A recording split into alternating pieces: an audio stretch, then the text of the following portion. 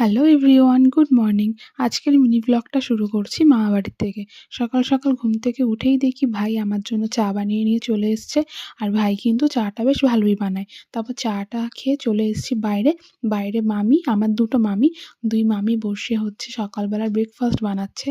আর আজকে সকালবেলার ব্রেকফাস্টে ছিল আলুর পরোটা, ডিমের অমলেট, তড়কা, রুটি সব কিছু ছিল। তো আমি রোদে বসে বসেই ব্রেকফাস্টটা কমপ্লিট করে ফেললাম।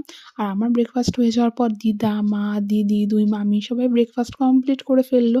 তারপর একটু রোদ পোহাচ্ছিলাম বাইরে। আর এইখানে হচ্ছে মুকু আর ভাই খেলা করছিল। আর এইখানে দেখো কাঠের উনুনে মামি চিকেন রান্না করছে। মামি কিন্তু খুব সুন্দর রান্না করে। তারপর আমরা সবাই বসে গেছি লাইন দিয়ে খেতে। ফার্স্টেই ডাল, বেগুন ভাজা, মাছও ছিল, মাছটা আমি আর খাইনি। কারণ চিকেন থাকলে আমার মাছের আর প্রয়োজন নেই। তারপরে ছিল চাটনি, পাঁপড় আর মিষ্টি। মিষ্টিটা আমি আর খাইনি। বিকেলবেলা ঘুম থেকে উঠে চাটা খেয়ে চলে এসেছি বাড়ি।